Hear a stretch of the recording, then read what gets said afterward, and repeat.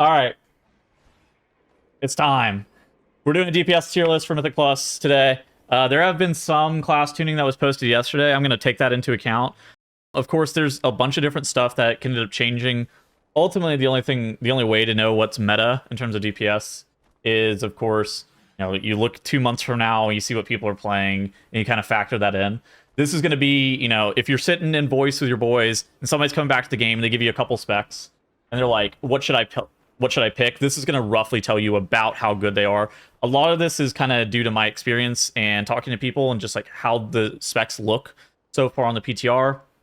Again, stuff could change. What I will say is that this season feels like a lot more wide variety of compositions that can potentially be played, especially more so than in the past. We were really restricted down into like a couple of very specific comps. Not that that can't possibly happen, especially with like a really jank 0.5 patch, but I kind of expect, especially the very beginning of the patch, to be pretty wide open with what people are playing.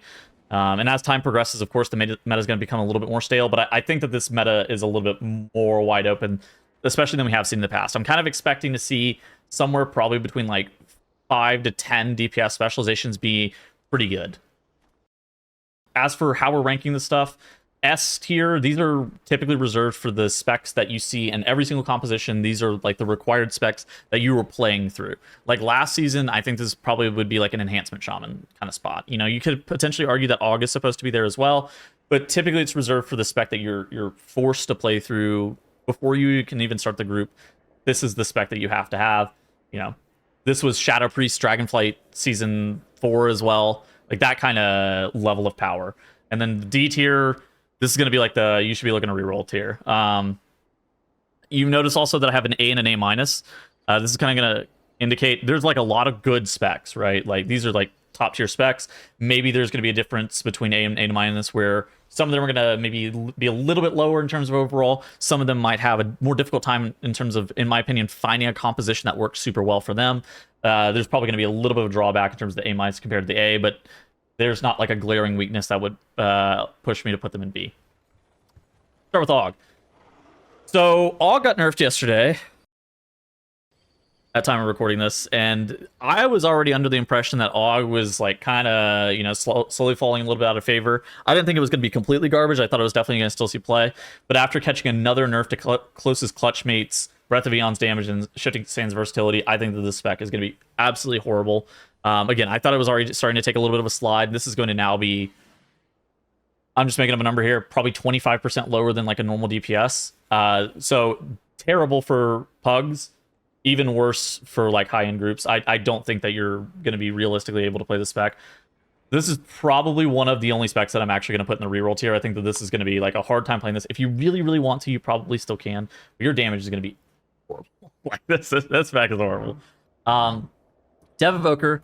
And now Dev has actually gotten a bunch of buffs to Firestorm, and they ended up catching I want to say 6% aura buff. Yeah, a 6% aura buff yesterday. Now there was a little bit of a change with the longer Grant's Essence Burst from Shattering Star procs, which maybe is a little bit of a damage down. But ultimately, I think this is actually continuing to move Dev up a bunch. I don't expect Dev to be super popular, but I do think that Dev, especially the EVOKER kit in general, has a lot of really good utility. I think that Dev is probably going to end up being somewhere like a B tier, where it's like definitely playable. I don't think it's going to be like something that people are like, it's not going to be super sought after or anything, but it's going to certainly be playable. Now we got Warlocks. And for Warlocks, it's kind of interesting. AF got an absolutely massive buff yesterday. I actually think that a lot of the Warlock specs are going to end up being pretty good.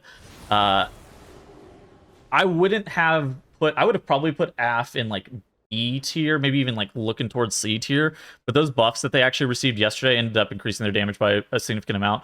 I've been playing with it a little bit. Now, most of these buffs aren't actually live on the PTR, but the ones to AF are, and so you can already see the damage increase. I think this is probably like an A minus specialization.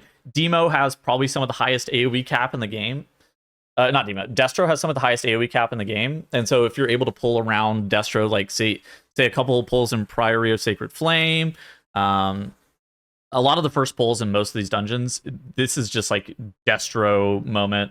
They're bursting 20, 30, maybe potentially like 40 million. Like there's like a first pull that you can do in Operation Floodgate. That's crazy for them as well. Some of the first pull of Workshop, they can really carry you.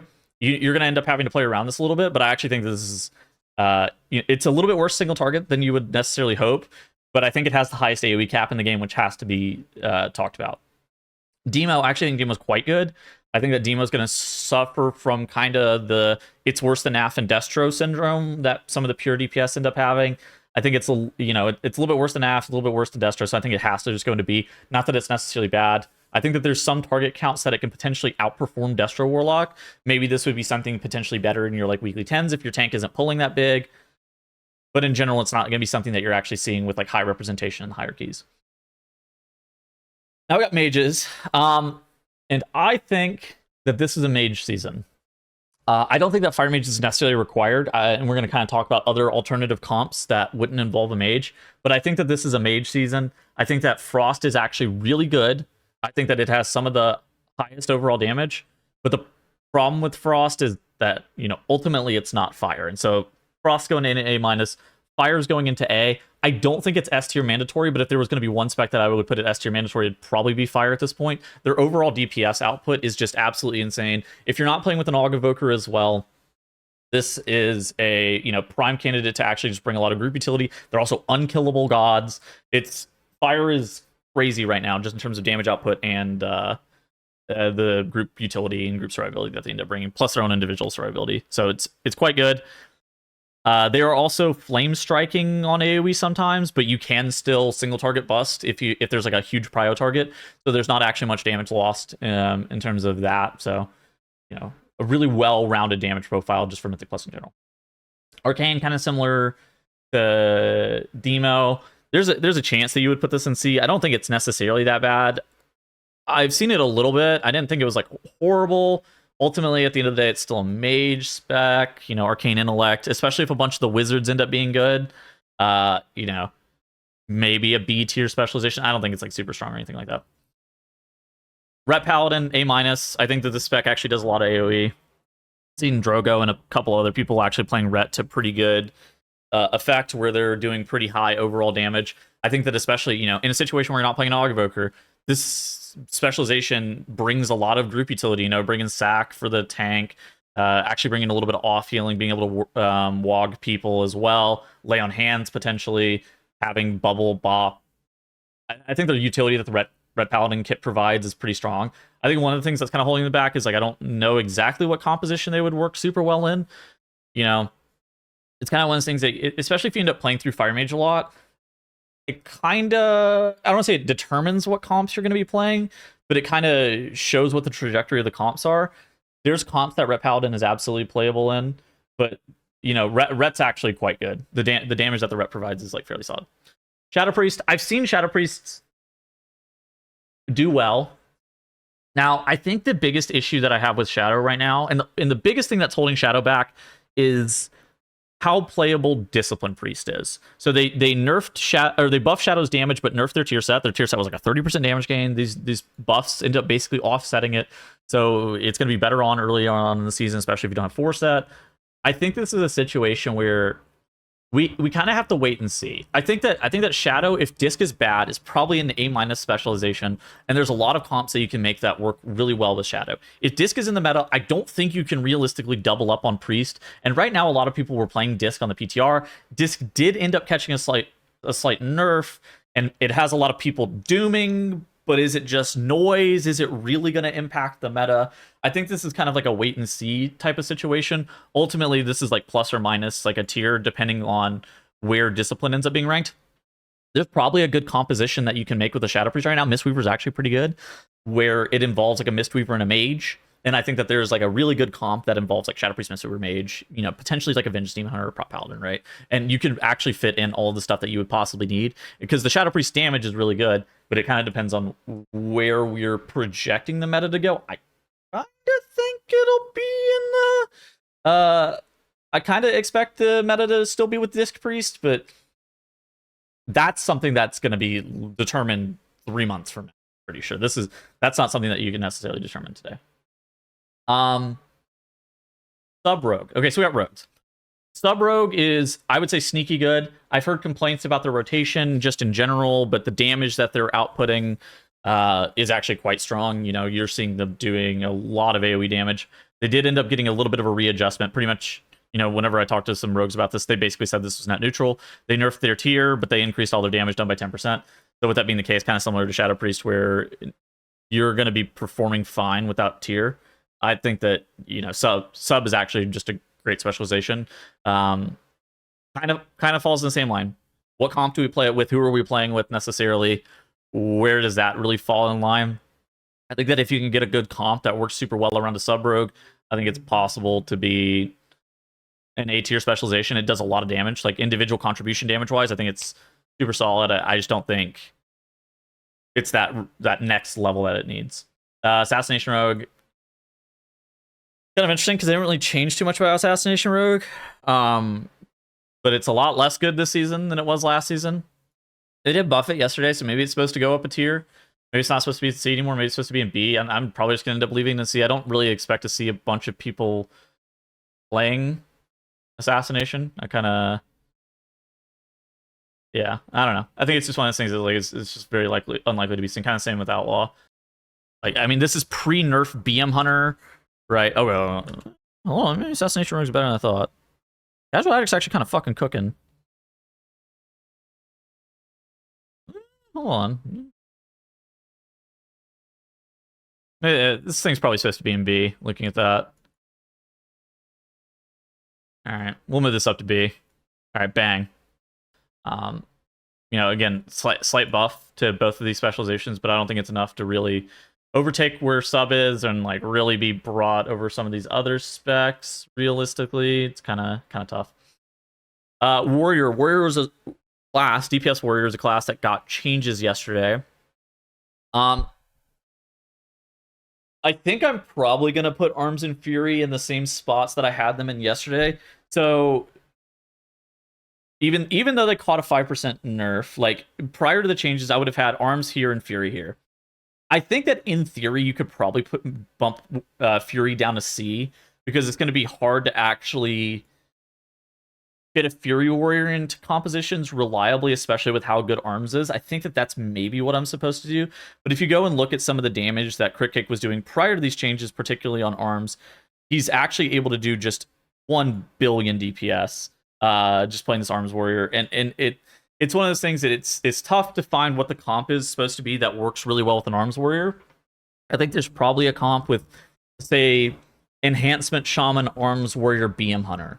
That would have been a comp, especially prior to yesterday's changes, that I think could have actually competed really well with like a Mistweaver Monk and any tank, honestly, like a Bear Druid potentially even for like the buff. That's a comp that I think could have actually been really competitive, but you know, you took a nerf to Arms and you took a nerf to Beast Mastery, a pretty significant nerf to Beast Mastery at that. And so now it's kind of in a weird spot where I don't exactly know where the identity of Arms is supposed to be. It's really good individually, but you know, are we really wanting to play an Arms Warrior with a Mage? Like, it's kind of this weird situation, right? Where you're saying you will if Mage is truly that good, but there's I don't know. My thoughts on it. I'll put Windwalker in B. I think Windwalker is actually not that bad. Decent damage. If it ends up being say it ends up being a Mistweaver tier, then you end up having weird redundant utility, which is like, you know, it's not Monk utility is actually really good, so it's not the worst thing to actually have redundant utility from Monk. I kind of assume it's going to end up being a Priest healer tier, but like I just again I don't necessarily see where they fit in the meta super well. I think individually their damage is good. I've been watching Davno a little bit. I was doing keys with him right before this. Windwalker was totally fine. I think just like as an individual DPS, they're like pretty tanky. Their damage is okay, but I think that you need to be able to like bump up to that extra level to actually get into anything above like B tier. Boomy's good. Feral's good. I think that Feral is probably going to end up being slightly better than Moonkin. Not that either of them are necessarily bad. Mark of the Wildbringers. Moonkin has a really bad damage profile and really bad single target. Feral has a better damage profile and better single target. So I think that that's why people are kind of looking at Feral as a better Mark of the Wildbringer than Moonkin. But I think that both of these classes are really good. I think that Moonkin fits super well with Mage. It can. I think that like you can't play necessarily Moonkin with a Destro Warlock though, and so like you could play potentially say Feral Fire Mage Destro Warlock. That's a composition that you absolutely can play. For Moonkin, the Destro Warlock and the Moonkin kind of fill a similar identity, and if the Destro is the highest AoE cap on the season, it's kind of a weird a weird situation for the Moonkin, but I think that this Feral Druid is a phenomenal spec. It ended up getting buffed yesterday after already being pretty good. And so, you know, additional buffs on top of that is certainly promising for them. So BM, prior to the changes yesterday, BM was in A tier. However, if you go to Hunter on this list, Beast Mastery, all damage reduced by 8%. Pretty steep nerf. I don't think it's going to slide all the way down into B tier. I think it's going to be up in A-. And I think that you see these 3 specs right here. I think you can make a really good comp with these 3 specs. Maybe potentially even throw a Ret Paladin in here, like these 3 specs as well. I think that there's something here in this A- tier where you can actually devise like a fairly solid comp. It probably won't be the best comp on the entire patch, but I think it's something that's playable. And that's kind of what I was talking about earlier. I think that there's a lot of specializations that are just really good and playable if given the right circumstances, but they might not be the best in every single situation, if that makes sense. Hunter, they got buffed, but they still suck. They actually got a rework, and they're pretty booty. 6% increased damage. You know, again, maybe this is bumping them up from C to B, but I think that this is a specialization that is unlikely to see any play. Serve is actually not too bad, but not great. I think that they're worse. Relatively, they're kind of about the same as they were last season. I think they're a little bit worse because I think a lot of specs actually improved from last season until now, where Serve is roughly the same-ish. And with a bunch of other specs improving, I think it's going to be a little bit tough, especially if you have Big Brother Beast Mastery Hunter taking up a large majority of what people are expecting you to play in terms of that Hunter specialization. Kind of a weird spot. We had 2 Shaman specs. Man, this is tough. I think Ellie, I'm going to throw an A. Ellie is really, really, really good. I think they kind of fill a similar niche with Destro, but I think that, like, say you're playing with the Disc Priest, they don't have to get PI. They can play 3-minute Ascendants, not get PI. You're PIing this Fire Mage, and the backbone of your comp is Fire Mage, Elemental Shaman +1, and you can play any +1 with that. And I actually think that Ellie with the Mage is really, really valuable. I don't know how popular it's necessarily going to be, because Ellie's just not a popular specialization just in general, but I think their damage output's pretty undeniable. If we go and look at, like, Yargi, for example, anytime he ends up on this Ellie Shaman, like, I literally just opened up his stream right now, and he's out DPSing like a sub-rogue and stuff like that. Any single time he ends up on this Elemental Shaman, I think he ends up doing just an ungodly amount of damage. There's specific situations where I think this Ellie Shaman's good, and I think it just fits in really nicely with what the other meta specs are providing, right? And I think that, you know, it brings a great raid buff. Maybe it needs a little bit of babysitting, but I think that you kind of have to factor in the raid buff a little bit there. Giving mastery to a bunch of people, a lot of the specs, especially in these top couple tiers, love mastery, and so being able to find somebody to provide that mastery is pretty good. Enhance is definitely taking a step back to where they were last patch. They came into the PTR cycle looking like they were going to be about the same as they were. They caught a couple consecutive nerfs. I don't think that's enough to make them fall out of, like, an A tier specialization in terms of, like, yeah, we can play this. Like, again, if we're looking at a full melee comp, something like a full fizz comp, something like this, totally valuable. You know, you give the buff to the warrior. I think it's fairly solid. But I think that whenever you're looking at enhance, it's definitely less good than it was last patch, but it's still a pretty solid specialization just in general. And then we got 2 DK specs. They both received 5% damage buffs. I didn't think they were really that bad. Like, I think that they were fine before. They're still fine now. They're absolute fridges, unkillable gods. This is like a great spec to take if you're, like, looking to pug keys and you want to guarantee somebody's never going to die. Like, you can take a DK, basically no questions asked, and guarantee that they never die. I think that, you know, and Holy kind of runs into the same problems that they've always had, where they have to pick pretty heavily between AoE versus single target damage. So they ends up leaving their single target damage a little bit lower, while their AoE, they have, like, pretty good pop-off potential. You know, it's just a little bit lower than you necessarily desire on a spec like that. Like, you have to be doing a ton of AoE, like a ton of sustained and a really good burst AoE to be able to kind of justify something like that. And then Frosty K, I think it just has a little bit more well-rounded damage profile, so I kind of expect people to tend to play a little bit more towards the Frost. But, you know, I watch Wallpen a little bit. I think that Frost actually looks okay. I mean, he's a very good player. He's dunking on some people who are less good. So ultimately, it's one of those things that's bring the player, not the class, for most situations, especially this season. And if you have people who are like noticeably better than other people, you should be looking to bring them instead. Now, Havoc Demon Hunter. Havoc Demon Hunter is kind of a weird situation. Yesterday, I would have probably put Havoc Demon Hunter in mandatory tier. Here's the situation with Havoc. They're playing Eldrazi Reaver. Wounded Quarry was an ability that you basically got the most funnel in the game ever. If you remember, like Shadow of Zool sub-rogue type of beat, this is that level of funnel for Eldrazi Reaver Havoc Demon Hunter with Wounded Quarry. Now, they ended up nerfing it. Wounded Quarry was somewhere between 15 to 20% of Havoc Demon Hunters overall. And by removing the ability for it to double dip, you're not effectively gutting it, but you're nerfing it by a decent amount. It wasn't already the highest damage potential spec in the game, which it's kind of a weird spot. Like, so it's not the highest damage potential. You nerf their top niche, and so then it kind of leaves them into like this free fall where it's supposed to probably be between A- and B. I'm probably going to leave it in A- for now because it's a bit tough to tell exactly where they're supposed to go. But I think that whenever you're taking pretty substantial nerfs to the niche that the Havoc Demon Hunter provided while they weren't already like the top overall performing specialization, kind of a weird spot to put it in. I think I'm going to leave it in A- for now. And yeah, that'll basically do it for all the DPS. So what you've noticed is that there are a lot of A- DPS and a lot of B tier DPS. Again, I still think that this is going to be a season where there's a lot of different stuff that's playable, a lot of second and third DPS options that are opened up. I think that the removal of EVOKER really opens up the potential options for what this meta can possibly be. I think it's one of the situations where EVOKER was like, you would basically pair EVOKER with the top DPS on the patch, and so that would be 2 slots that are locked down. Say Fire Mage does end up going into mandatory, just for example. Say Fire Mage ends up going into mandatory. Everybody's playing with Fire Mage. In the past, you have the EVOKER as well, so that second slot is completely locked up. So we're only playing for 1 slot. Now the Mage might be the starting point, but then there's a lot of stuff that we reasonably can play. You know, we want Chaos Brand. Say we're playing with the Prop Hound, and we want Chaos Brand. You know, that's nice. We want to Mark the Wild. That's also nice. Okay, so Feral Druid, Havoc Demon Hunter, Fire Mage. Great comp. Like there's a lot of different unique directions that you can go with it. I think that there's also kind of a question as to what's going to happen with the healers and the tanks. Right now, it seems like both Vengeance and Prop Paladin are quite good. It seems like Disc Priest and Mistweaver are both quite good.